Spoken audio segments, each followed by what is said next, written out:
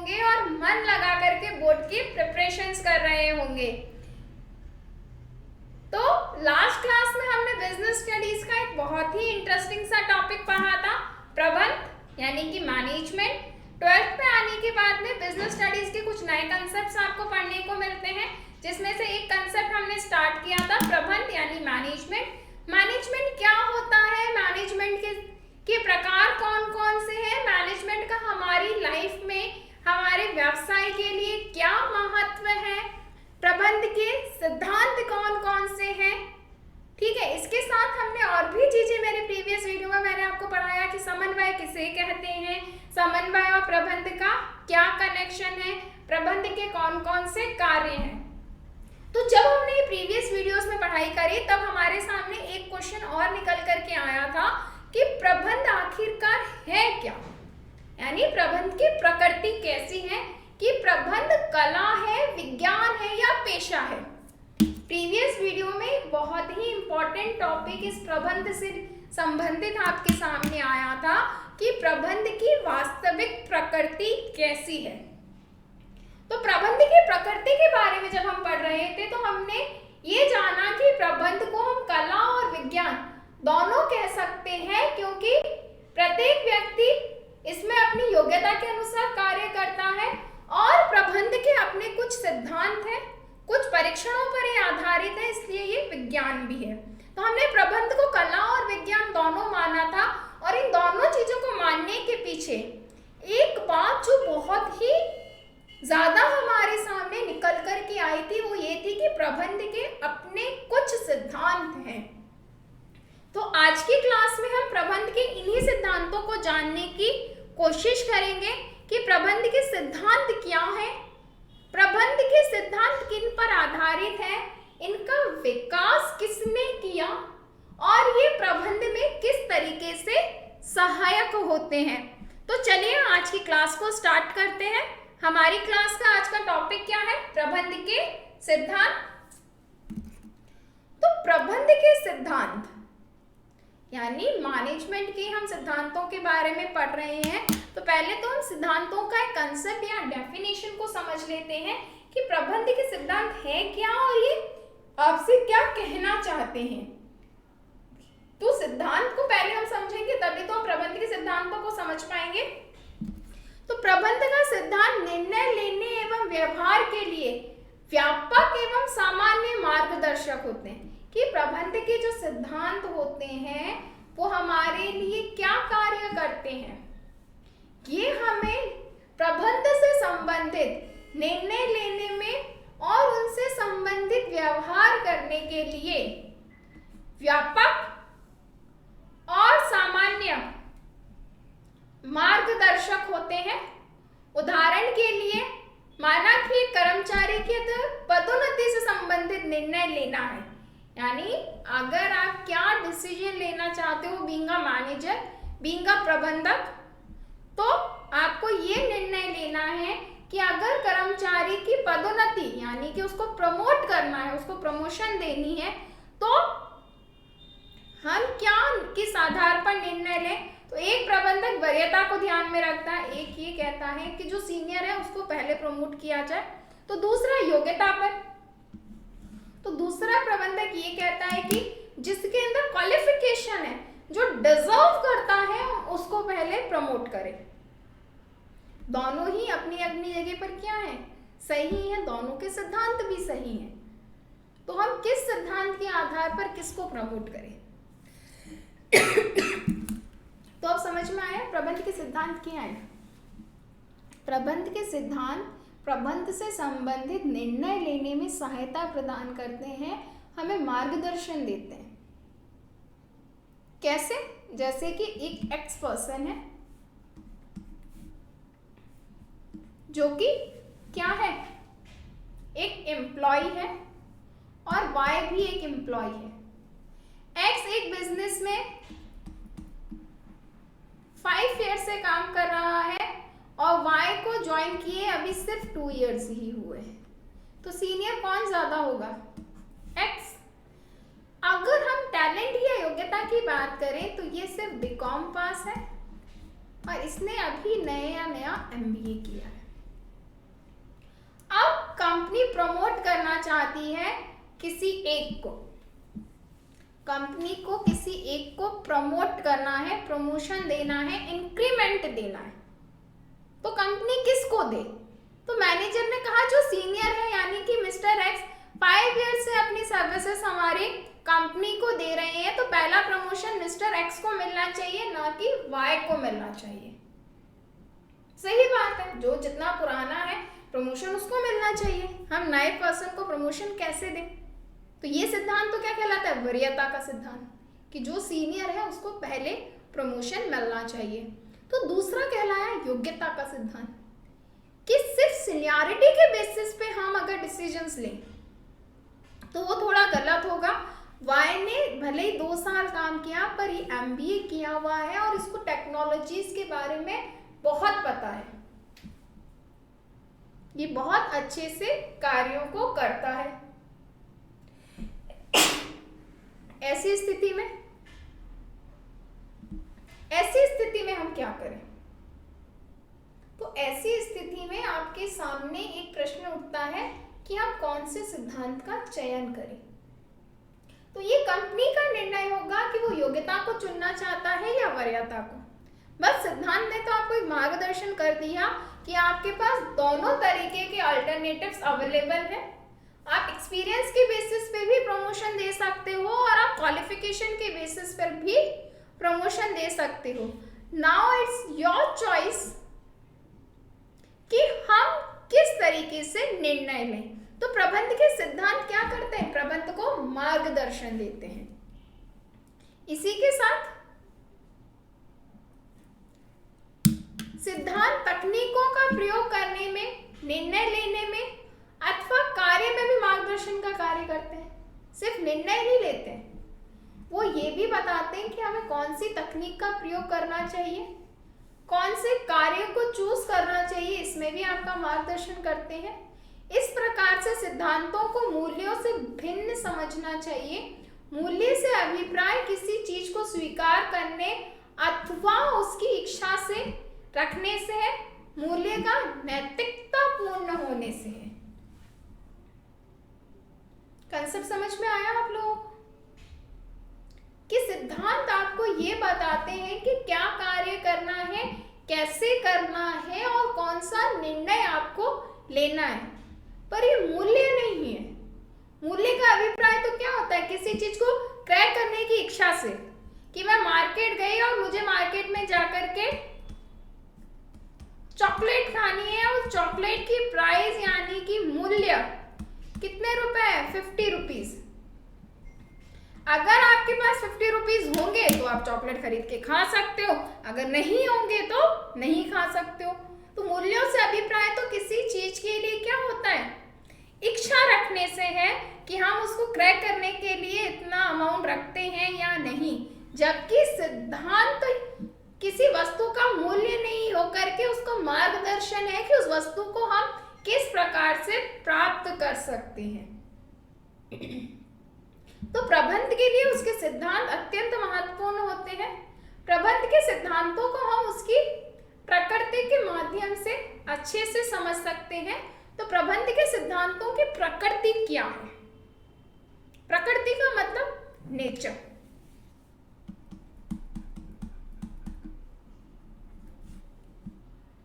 जो किसी चीज की विशेषताओं या गुणों को बताते हैं। जब भी कभी हम किसी भी चीज की प्रकृति के बारे में बात करते हैं, इसका मतलब हम उसके गुणों या विशेषताओं के बारे में बात कर रहे हैं। तो प्रकृति का अर्थ किसी भी चीज की गुण या विशेषता से लिया जाता है।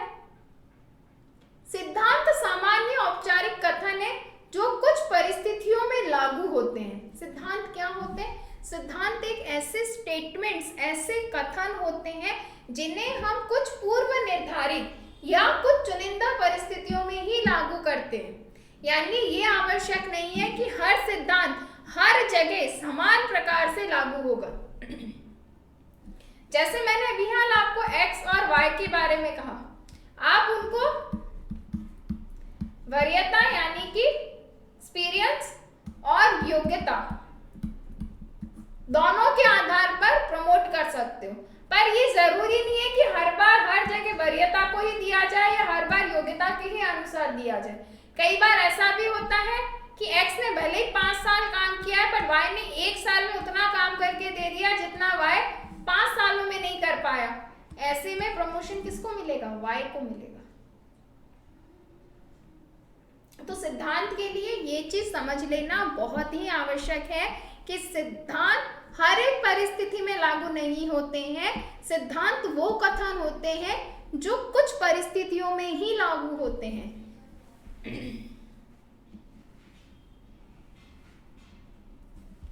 इनका विकास प्रबंधकों के अवलोकन, परीक्षण एवं व्यक्तिगत अनुभव से होता है।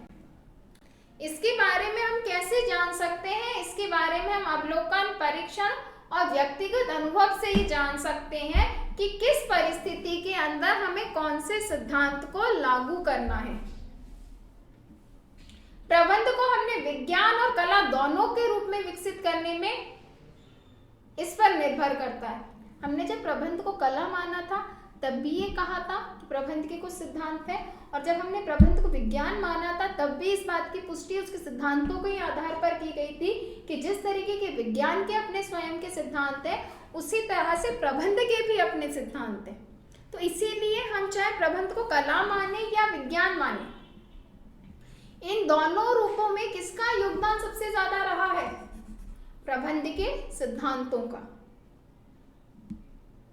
उन्हें किस प्रकार से प्राप्त किया जा सकता है, प्रबंधकीय व्यवहार को कितने प्रभावी ढंग से समझा जा सके उसका पूर्वानुमान लगा सकते हैं। प्रबंध के ये सिद्धांत हमें ये बताते हैं कि एक प्रबंधक कितने अच्छे से किसी व्यवहार को समझता है और उसका पूर्वानुमान लगा सकता है। अगर आपने प्रबंध के सिद्धांतों को बहुत अच्छे से समझा है, आपने प्रबंध को बहुत अच्छे से समझा है, तो आप व्यवसाय से संबंधित पूर्वानुमान बहुत अच्छे से लगा सकते हैं।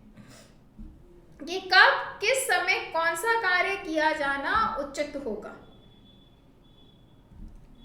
तो प्रबंध के सिद्धांतों की प्रकृति के आधार पर हम ये कह सकते हैं कि जो प्रबंध के सिद्धांत हैं वो कार्य करने के लिए मार्गदर्शक होते हैं।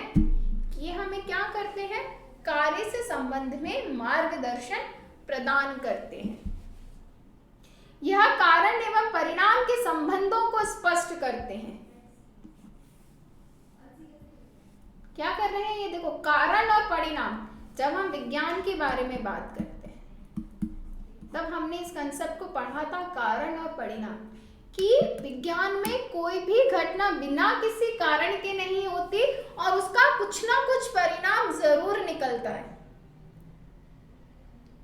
जैसे न्यूटन ने क्या कहा कि पेड़ से अगर सेब नीचे गिरा है तो उसके पीछे कुछ ना कुछ कारण अवश्य होगा, और उस कारण को उन्होंने क्या नाम दिया था? गुरुत्वाकर्षण। इसी तरीके से प्रबंध के सिद्धांत भी कारण और परिणाम पर आधारित होते हैं। वो ये कहते हैं कि प्रबंधक ने अगर कोई निर्णय लिया तो उसके पीछे कोई ना कोई उचित या ठोस कारण अवश्य रहा होगा। अब प्रबंध करते समय प्रबंध कार्य में नियोजन, संगठन, नियुक्तिकरण, निर्देशन, नियंत्रण प्रबंध की क्रियाएं हैं, जबकि सिद्धांत इन कार्यों को करते समय प्रबंधकों को निर्णय लेने में सहायक होते हैं। यानी प्रबंध के सिद्धांत प्रबंध के कार्य भी नहीं है। प्रबंध के कार्य कौन से होते हैं? नियोजन, संगठन, नियुक्तिकरण, निर्देशन और नियंत्रण। प्रीवियस वीडियो में समझाया था प्रबंध के इन 5 कार्यों के बारे में कि एक प्रबंध इन 5 कार्यों के बिना पूर्ण नहीं होता और एक निरंतर चलने वाली प्रक्रिया है। जबकि प्रबंध के जो सिद्धांत हैं, अगर हम प्रबंध के सिद्धांतों की अगर बात करते हैं तो प्रबंध के सिद्धांत प्रबंध को निर्णय लेने में सहायता प्रदान करते हैं कि कौन सा निर्णय व्यवसाय के लिए सही होगा और कौन सा निर्णय व्यवसाय के लिए गलत होगा। यानी हमें हमारे संगठन का स्वरूप किस तरीके का रखना है, केंद्रीकृत करना है या विकेंद्रीकरण करना है, हमें क्रय की मात्रा अधिक रखनी है या कम रखनी है, ये सारे निर्णय प्रबंधक अपने सिद्धांतों के आधारों पर लेता है। तो प्रबंध के सिद्धांतों की प्रकृति को और अच्छे से अगर आप समझना चाहते हैं तो हम इन पॉइंट्स के आधार पर समझ सकते हैं कि प्रबंध की प्रकृति या उसका स्वरूप कैसा होगा। तो सबसे पहला जो प्रबंध है, जो प्रबंध के सिद्धांत हैं, वो सर्वप्रयुक्त है। सर्वमान्य मार्गदर्शन है। सर्वप्रयुक्त का मतलब सभी जगह अप्लाई होते हैं, और सामान्य मार्गदर्शन है, ये व्यवसाय को सामान्य रूप से एक प्रबंधक को मार्गदर्शित करते हैं कि कौन सा कार्य कब और किस प्रकार से किया जाना है। व्यवहार एवं शोध द्वारा निर्मित है। इनका निर्माण किसके द्वारा किया गया है? इसका निर्माण व्यवहार एवं शोध यानी खूब विकास और शोध करने के बाद में इन सिद्धांतों को विकसित किया गया है। लोच यानी कि लोचशीलता या फ्लेक्सिबिलिटी है, वातावरण के अनुसार ये सिद्धांत स्वयं को परिवर्तित कर सकते हैं। मुख्यतः व्यवहारिक होते हैं, यानी कि प्रैक्टिकली आप इनको अप्लाई कर सकते हो, इनका एप्लीकेशंस पॉसिबल है। कारण एवं परिणाम का संबंध है और अनिश्चित है। इन सिद्धांतों को आज डिटेल में पढ़ते हैं कि प्रबंध के सिद्धांत वास्तविक रूप में क्या कार्य कर रहे हैं। तो सबसे पहला आपने प्रबंध का सिद्धांत पढ़ा, सर्वप्रयुक्त है। सर्वप्रयुक्त का मतलब सभी के लिए उपयोगी है या सभी के द्वारा इनका क्या किया जा सकता है, उपयोग किया जा सकता है, या ये सभी संगठनों के लिए क्या है, समान रूप से उपयोगी है, समान रूप से ये काम में लिए जा सकते हैं। तो प्रबंध के सिद्धांत सभी प्रकार के संगठनों में प्रयुक्त किए जा सकते हैं, या संगठन चाहे व्यावसायिक हो या गैर व्यावसायिक, छोटे बड़े, सार्वजनिक, निजी, निर्माणी, सेवा क्षेत्र के हो सकते हैं। यानी जो प्रबंध के सिद्धांत हैं उनको हम किसी भी क्षेत्र में वहां पर इनका समान प्रकार से, समान रूप से उपयोग कर सकते हैं। कि किस संगठन में इनका उपयोग किया जाए, किस संगठन में इनका उपयोग नहीं किया जाए, तो ऐसा कुछ नहीं है। प्रबंध के सिद्धांतों को हम सभी जगह पर उपयोग कर सकते हैं, क्योंकि हर जगह प्रबंधक को निर्णय लेने होते हैं, और इन निर्णय लेने में प्रबंधक को ये सिद्धांत सहायता पहुंचाते हैं। उदाहरण के लिए सार्वजनिक क्षेत्र है या निजी, दोनों ही अपने लाभों को क्या करना चाहेंगे, अधिकतम। तो ऐसी स्थिति में प्रबंध के सिद्धांत दोनों ही क्षेत्रों पर समान प्रकार से लागू होंगे, चाहे छोटे क्षेत्र हो, छोटे व्यवसाय हो या बड़े।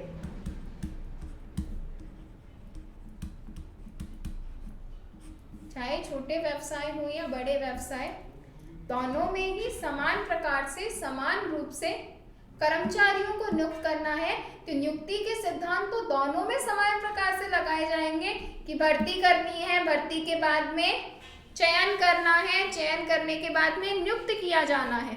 तो ये प्रोसेस तो दोनों में समान प्रकार से किया जाएगा। बस अंतर क्या होगा, छोटे व्यवसाय में कम कर्मचारियों को नियुक्त किया जाएगा और बड़े व्यवसाय में ज्यादा को। तो प्रबंध के सिद्धांत समान प्रकार से सभी संगठन के स्वरूपों पर उपयोग किए जाते हैं। इसके पश्चात सामान्य मार्गदर्शन। प्रबंध के जो सिद्धांत हैं वो सामान्य रूप से सभी लोगों को मार्गदर्शन प्रदान करने का कार्य करते हैं। सिद्धांत के कार्य मार्गदर्शन का कार्य होता है, लेकिन ये सभी प्रबंध की समस्याओं को तैयार 100% समाधान नहीं होते हैं। इसका कारण ये है कि वास्तविक परिस्थितियां बड़ी जटिल, गतिशील होती हैं तथा कई तत्वों का परिणाम होती है। इसीलिए क्या कहा गया है कि प्रबंध के सिद्धांत सामान्य मार्गदर्शन यानी कि जनरल इंस्ट्रक्शंस प्रोवाइड करते हैं। ये निर्णय नहीं दे रहे हैं कि 100% ये कार्य ऐसे ही करना है, कि हर बार हर व्यक्ति को वरीयता के आधार पर ही क्या दिया जाएगा, प्रमोशन दिया जाएगा, या हर बार हर व्यक्ति योग्यता के अनुसार प्रमोट होगा। नहीं, ये डिसीजन नहीं दे रहे हैं कि ये इस चीज का 100% सॉल्यूशन है। नहीं, ये सिर्फ आपको एक गाइडेंस दे रहे हैं कि इस कंडीशन में ऐसा भी हो सकता है। जैसे जब क्रिकेट के अंदर खेल खेला जाता है तो हम ये प्रिडिक्ट कर देते हैं कि अगर शॉर्ट बॉल होगी तो 6 जाएगा, पर ये जरूरी थोड़ी कि हर बॉल पर 6 जाएगा, नहीं ना, 100% गारंटी नहीं ले सकते हैं। इसी तरीके से ये सिर्फ आपको गाइड करते हैं। और अच्छा उदाहरण, एक टीचर एक स्टूडेंट को बहुत अच्छे से पढ़ाता है, उसका मार्गदर्शन करता है ताकि वो एक अच्छे मार्ग पर जाए, पर क्या एक टीचर ये गारंटी ले सकता है कि मेरा पढ़ाया हुआ स्टूडेंट 100% मार्क लाएगा या 100% रिजल्ट देगा? नहीं, उसका कार्य क्या है, सिर्फ स्टूडेंट्स को एक मार्ग दिखाना, उस पर चलना या नहीं चलना वो स्टूडेंट्स का अपना निर्णय होता है। ठीक उसी प्रकार से प्रबंध के सिद्धांत प्रबंधकों को एक आधार उपलब्ध कराते हैं किसी निर्णय लेने का, ना कि 100% समाधान देते हैं, क्योंकि प्रतिदिन परिस्थितियां बदलती रहती हैं, इसीलिए ये जटिल है और कई तत्वों का परिणाम है।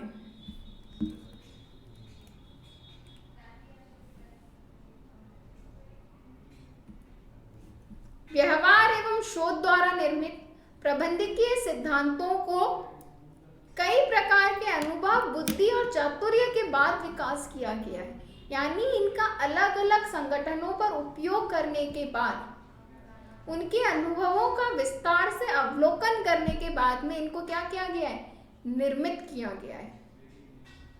इसलिए ये मनगढ़ंत नहीं है, ये व्यवहारिक है और शोध यानी कि गहन शोध और विकास के बाद इनका हमने क्या किया है, निर्माण किया है। प्रबंधकों या प्रबंध के सिद्धांतों का सभी प्रबंधकों के अनुभव, बुद्धि और चातुर्य शोध के द्वारा ही निर्माण होता है। उदाहरण के लिए सभी का अनुभव है कि किसी भी उद्देश्य की प्राप्ति के लिए अनुशासन अनिवार्य है। यह सिद्धांतों के एक अंग माना गया है। दूसरी ओर कारखाने में कामगारों यानी कि श्रमिकों की थकान की समस्या के समाधान के लिए, भारी दबाव को कम करने के लिए भौतिक परिस्थितियों में सुधार के प्रभाव हेतु जांच का परीक्षण किया जाता है। देखिए क्या कहा उसने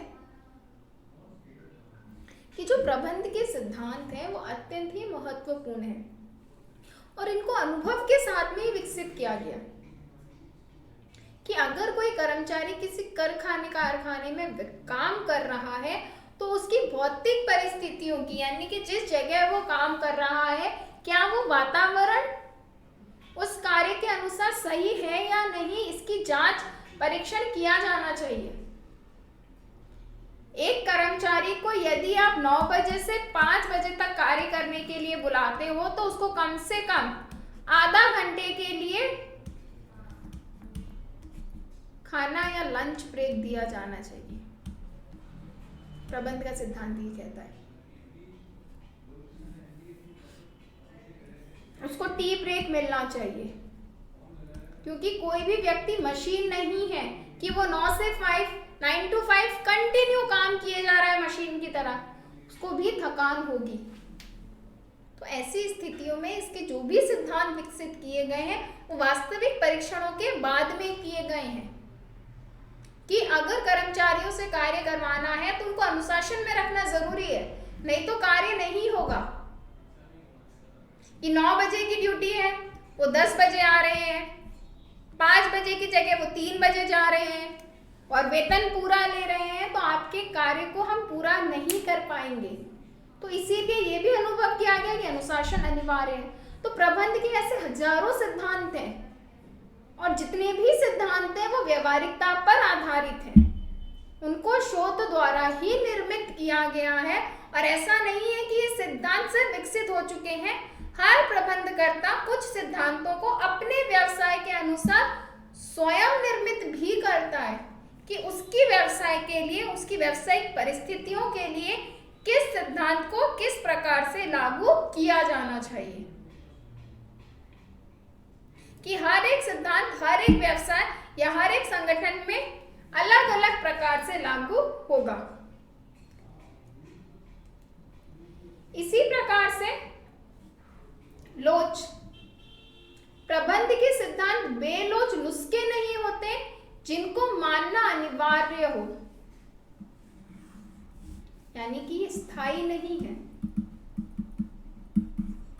कि एक बार जो लिख दिया वो लिख दिया। जैसे अकाउंट्स के अंदर अगर रूल है कि the things is come is debit and the things goes is credit, आने वाली वस्तु को डेबिट करो और जाने वाली वस्तु को क्या करना है, क्रेडिट करो। हर बार हम लेखांकन के सिद्धांत को इसी तरीके से करते हैं, कभी परिवर्तित नहीं कर सकते। परंतु प्रबंध के सिद्धांत बेलोच नुस्खे नहीं है जिनको हर बार हर जगह एक ही प्रकार से निवारित किया जाएगा। ये लोचशील होते हैं जिन्हें परिस्थितियों के अनुसार प्रबंधक इनमें सुधार कर सकते हैं। प्रबंधक को पर्याप्त छूट दी गई है कि वो कौन से सिद्धांत को किस तरीके से और कब एप्लीकेबल करना चाहता है। ये प्रबंधक की अपनी सूझबूझ पर निर्भर करता है। कैसे? जैसे सभी अधिकार एक व्यक्ति के पास समान केंद्रीकरण होना या उन विभिन्न लोगों में वितरण का विकेंद्रीकरण प्रत्येक उद्यम की स्थिति एवं परिस्थितियों पर निर्भर करता है। कि डिसीजन लेने की पावर एक व्यवसाय में एक ही व्यक्ति के पास में होगी या अलग अलग व्यक्ति, विकेंद्रीकरण यानी कि अलग अलग व्यक्ति अलग अलग घटना या परिस्थिति पर निर्णय ले सकेंगे, ये उसका प्रबंधक ही निर्णय करेगा। ये मैं नहीं कहूंगी कि सभी व्यवसायों में केंद्रीकरण उपयुक्त होता है या सभी व्यवसायों में विकेंद्रीकरण संगठन उपयुक्त होता है। ये संगठन की परिस्थितियों पर निर्भर करता है कि हमें संगठन में केंद्रीकरण लाना है या विकेंद्रीकरण, यानी सभी निर्णय एक ही व्यक्ति के द्वारा लिए जाएंगे या अलग अलग। इसीलिए प्रबंध के सिद्धांतों को लोचशील माना गया है कि इसमें परिस्थिति के अनुसार परिवर्तित होने की गुंजाइश होती है, उसके अनुसार स्वयं को परिवर्तित कर सकते हैं। जैसे यहाँ केंद्रीकरण विकेंद्रीकरण की अगर बात हो रही है, अगर एक छोटा व्यवसाय है तो वहां पर एक ही व्यक्ति सारे निर्णय लेने के लिए सक्षम होगा, क्योंकि व्यवसाय से संबंधित निर्णय कम होते हैं। एक छोटे व्यवसाय एकल स्वामित्व के लिए एक व्यक्ति समस्त निर्णय ले सकता है। एक सब्जी वाले को अगर जाके सब्जी लानी है, उसको बेचनी है, नहीं बेचनी है या कितने में बेचनी है, ये सारे निर्णय वो अकेले लेने में सक्षम है। परंतु वहीं पे अगर कोई एक सब्जी की बड़ी फर्म है जो अलग अलग राज्यों में सब्जी बेच रही है, उस समय एक व्यक्ति समस्त निर्णय नहीं ले पाएगा। तब हम क्या करेंगे? विकेंद्रीकरण करेंगे कि हर राज्य में सब्जी बेचने वाले जो डीलर है वो उससे संबंधित निर्णय लेगा। तो प्रबंध के सिद्धांत इसीलिए लोचशील है कि वो परिवर्तन परिस्थितियों के अनुसार करते हैं। इसी प्रकार से मुख्यतः व्यवहारिक होते हैं। प्रबंध के सिद्धांत लक्ष्य मानवीय व्यवहारों को प्रभावित करना होता है, इसीलिए प्रबंध के सिद्धांतों को मुख्यतः व्यवहारिक प्रकृति के होते हैं। इसका अर्थ यह नहीं कि इन सिद्धांतों का वस्तु या घटना से कोई संबंध नहीं होता। अंतर केवल इतना है कि किसको कितना महत्व दिया जाना है, ये संगठन के उद्देश्यों को प्राप्त करने के लिए मानवीय और भौतिक दोनों के बीच भली भांति समझने में सक्षम होते हैं।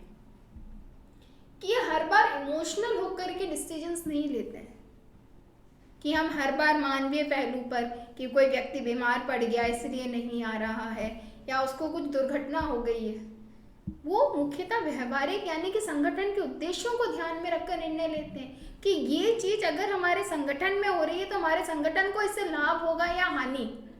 वो 100% प्रैक्टिकल भी नहीं होते हैं और 100% इमोशनल भी नहीं होते हैं। वो इन दोनों के बीच में पारस्परिक संतुलन बना के ऐसा निर्णय लेते हैं जिससे ना तो कर्मचारियों को किसी प्रकार की हानि हो और ना ही व्यवसाय को किसी प्रकार की हानि का सामना करना पड़े। तो इस प्रकार से ये कहा जाता है कि जो प्रबंध के सिद्धांत हैं वो मुख्यतः कैसी प्रकृति के होते हैं, वो मुख्यतः व्यवहारिक प्रकृति के माने जाते हैं। कारण एवं परिणाम का संबंध, जब भी कभी ना केवल प्रबंध के सिद्धांत अपितु हम अगर किसी भी सिद्धांत की बात करते हैं, हम विज्ञान के सिद्धांतों की भी बात करते हैं, तो वो बिना कारण और परिणाम के तो स्थापित ही नहीं किए जा सकते। हर एक सिद्धांत कारण और परिणाम के संबंध को स्थापित करता है, यानी यदि कोई घटना घटी है तो उसके पीछे निश्चित ही कोई कारण रहा होगा और जिसका ये परिणाम निकल करके आएगा। तो जिससे बड़ी संख्या में समान परिस्थितियों में उपयोग किया जा सके। हम बताते हैं यदि किसी एक सिद्धांत को एक परिस्थिति विशेष में उपयोग किया जाएगा तो उसके क्या परिणाम होंगे। कि एक सिद्धांत हमें यही बताता है कि अगर आपने इस परिस्थिति में ये निर्णय लिया तो इसका ये परिणाम आपको मिलेगा। जैसे कई बार आपको टीचर्स भी कहते हैं कि एग्जाम टाइम में अच्छे से पढ़िए, अगर नहीं पढ़ेंगे तो क्या हो जाएगा, फेल हो जाओगे। कारण और परिणाम, कारण क्या रहा, आपने पढ़ाई नहीं की, आपको परिणाम क्या मिला, आप फेल हो गए। इसी तरह एक व्यावसायिक संगठन में कि आपको नियोजन का कार्य बहुत अच्छे से करना होगा, तभी आप व्यवसाय में सफलता प्राप्त कर पाओगे। कारण और परिणाम, नियोजन अच्छे से नहीं किया था इसीलिए हम नियंत्रण नहीं कर पाए। तो हर एक सिद्धांत कारण एवं परिणाम के संबंधों को स्पष्ट करता है। इसके पश्चात अनिश्चित, प्रबंध के सिद्धांत अनिश्चित होते हैं। मैंने अभी आपको कहा कि प्रबंध के जो सिद्धांत हैं, कई सिद्धांत मैनेजर यानी कि प्रबंधक स्वयं मौजूदा परिस्थितियों के अनुसार भी निर्मित करता है। कि ये नहीं है जिस तरीके से अर्थशास्त्र के, लेखांकन के जो पुराने सिद्धांत चल रहे हैं जिनको हम कभी परिवर्तित नहीं कर सकते, उस प्रकार से प्रबंध के सिद्धांत भी क्या निश्चित है, नहीं।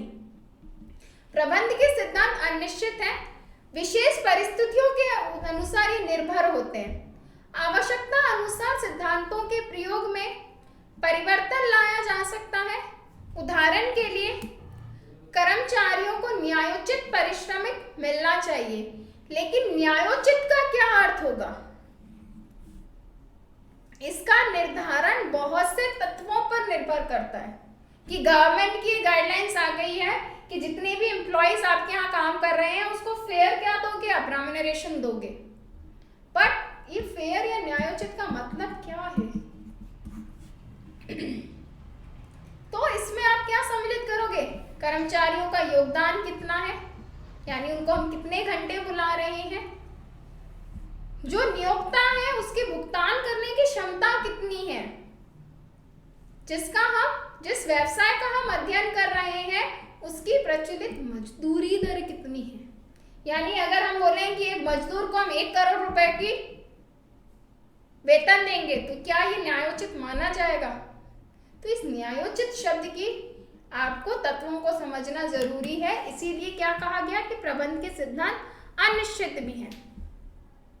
तो इस तरीके से आज हमने प्रबंध के सिद्धांतों की सामान्य प्रकृति के बारे में पढ़ा, और सामान्य प्रकृति को अगर हम ढंग से अध्ययन करते हैं, विस्तृत से अध्ययन करते हैं, तो हम निष्कर्ष के रूप में क्या कह सकते हैं? हम निष्कर्ष के रूप में सिर्फ इतना कह सकते हैं कि प्रबंध के सिद्धांत प्रबंधकों को निर्णय लेने में मार्गदर्शन प्रदान करते हैं, सहायता प्रदान करते हैं, ना कि निर्णय सुनाते हैं। यानी ये नहीं बताते कि इस घटना का क्या निर्णय होगा, ये यह बताते हैं कि इस घटना को करने के लिए कौन सा मार्ग रहेगा। तो इसीलिए प्रबंध के सिद्धांत प्रबंधक के मार्गदर्शन होते हैं और उसके सहायक होते हैं। यही प्रबंध के सिद्धांतों की प्रकृति है। तो आज की क्लास से रिलेटेड आपको कोई भी डाउट हो कमेंट सेक्शन पर जरूर लिखिए। कोई टॉपिक नहीं समझ में आया है मुझे कमेंट में बताइए, ताकि मैं आपकी प्रॉब्लम को जल्द से जल्द सॉल्व कर सकूं। प्रबंध के सिद्धांत एक बहुत ही इंटरेस्टिंग और इम्पॉर्टेंट टॉपिक है। इसके आगे के जो टॉपिक्स हैं वो एग्जाम पॉइंट ऑफ व्यू से बहुत इंपॉर्टेंट रहने वाले हैं। आपसे कोई ना कोई प्रबंध का सिद्धांत एग्जाम में जरूर पूछा जाएगा, तो आप मेरे साथ ऐसे ही बने रहिए। नेक्स्ट क्लास में मैं आपको ये बताऊंगी कि प्रबंध के कौन कौन से सिद्धांत हैं और उनका महत्व क्या है। तब तक के लिए आप ऐसे ही मन लगा करके पढ़िए। मैं आपसे मिलूंगी नेक्स्ट वीडियो में। Best of luck and thank you so much.